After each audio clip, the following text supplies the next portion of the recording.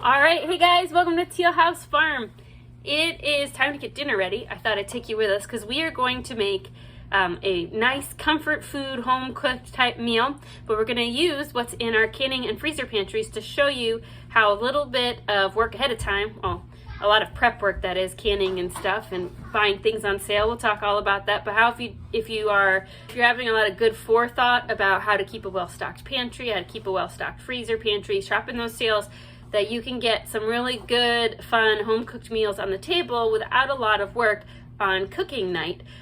So tonight we're gonna do fried chicken, mashed potatoes and gravy, honeyed carrots, and one other side. I haven't quite figured out what I want to do yet. We're gonna see. I was thinking green beans, but I'm actually not sure if I have green beans left in my canning pantry because spring is here and it's time to start growing our garden again.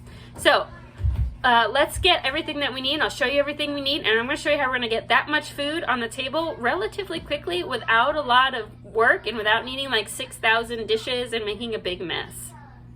So here's what we need from the canning pantry first. If I have a video on how to can each specific thing, I will share it with you and I'll link it below. I think most of these things I have a video of. First one is I have a quart of baby carrots. This is your daily reminder that even if you don't grow a thing, canning can save you oodles of money. I canned these when I found 3-pound bags of organic baby carrots on clearance at Sam's Club for $1 for a 3-pound bag. It's like an incredible deal. So being able to save that deal for later. So when you have a quart of baby carrots, I have 2 pints, so a quart's worth of potatoes to make our mashed potatoes. Mashed potatoes go super fast when you've canned because I don't have to do any of the peeling, the dicing, or the cooking. I just have to warm them up and smash them. And I found a pint of lonely green beans, and that is not enough for our family, so we're going to combine that with a store-bought jar, and that should be enough for our family. As far as the gravy goes, I have my own dry mix I keep on the counter of white gravy.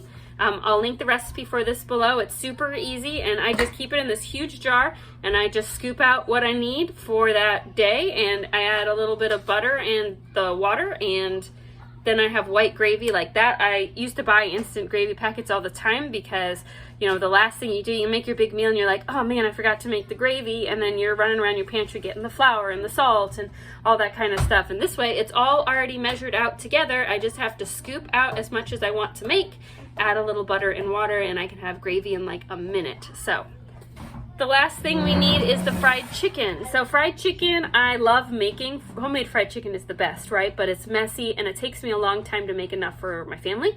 Now I could make a lot in a big batch, and I've done this before, and freeze it for later. But what I've found super easy and inexpensive is to buy fried chicken at the grocery store when they have it marked down because it didn't sell at lunch or at dinner, and so then they try to sell it in the cold case. So this fried chicken here, it was $3 for the larger pack and $1.50 for the smaller pack. So for $4.50, I'm going to feed our family of 8 fried chicken. Ta-da!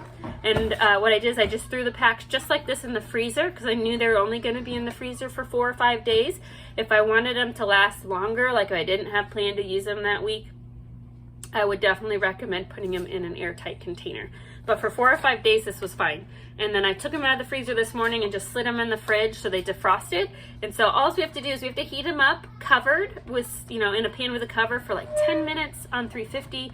And then we're gonna take the cover off and do another 5-10 minutes uncovered so they get real crispy again. All right, so the first thing we're gonna do is we're going to empty our jars and just get things prepped. It's going to take us it takes as long as it takes the chicken to cook. So maybe 20 minutes from getting started to this really yummy home-cooked meal on the table, and a ton less mess than making everything from scratch today. The chicken is the first thing to go in because it's going to take as long to cook as it's going to take everything else to be made. So we just put it in the cast iron pan with the lid in the oven on 350. Again, we're going to take this lid off with about 5 minutes left to let it get crispy on the outside. Next is the potatoes. We're just dumping them right in. We're not going to drain them. We just need to get these warm, and then we'll drain the water off and smash them. All right, next up are our green beans. Same thing, we're just dumping them in. I actually decided after I started this, I was gonna add chicken broth, so let's go ahead and drain those green beans. I'm gonna go grab a can of chicken broth from the canning pantry. I always have lots of this in stock because we use it for everything. Should give the green beans some extra flavor. And we're gonna add a little extra salt to the green beans and the potatoes and get started on the next thing. Next up, we're gonna just get the butter ready for the gravy. We're not gonna make the gravy yet, but about 2 tablespoons of butter in the pan, and we're gonna just set the pan aside until we're ready to make gravy at the very end. Baby carrots, again, we're not gonna drain them. We're gonna use the water to help warm them up, and then we'll drain them when we're done warming them up. To help the green beans have extra flavor without a lot of extra cost, I always keep a jar of bacon grease in the refrigerator. Adding bacon to your green beans is obviously delicious, but it's expensive. So occasionally we'll have bacon for breakfast, not every day, but every once in a while. And then we can just add the grease in to give the beans a little bit of a bacony flavor. We put everything on medium just to warm up. We don't need to boil everything like crazy because we're not cooking raw vegetables. Let's go ahead and drain those potatoes. We're gonna add a little bit of butter and a dash of milk, just like we were if we were making them from the very beginning with the raw potatoes. We're gonna smash them. You could also use a hand beater to whip them really good if you prefer your potatoes that way.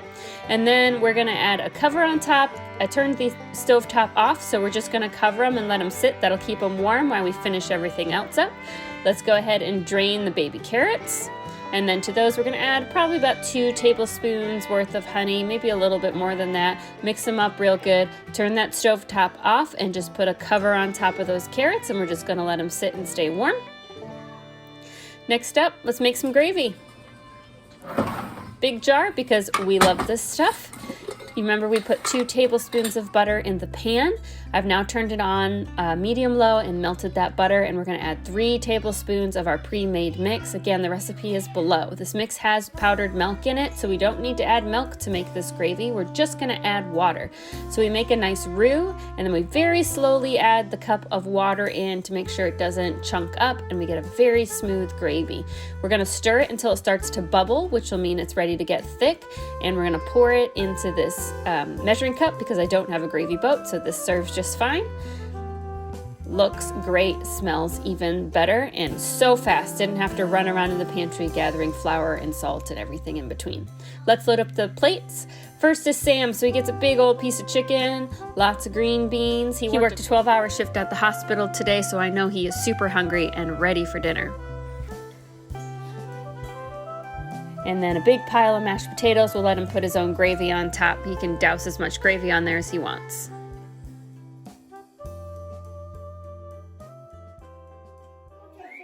It's so hot.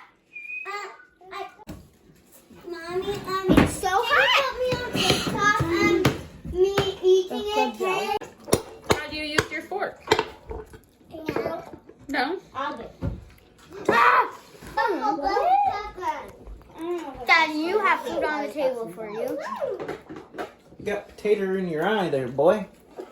Mr. P is upset because I won't just give him a chicken leg, and he can't just eat it like a man. That cut his chicken up. You won't eat it that way. You'll be fine. All right, so we got a hot, home-cooked, hearty meal on the table in 30 minutes, basically. And that's the value of making sure you have a well-stocked canning pantry and freezer pantry, and just shop in those deals. And when you see deals, buy a little extra and can it if you can, or freeze it if you can't.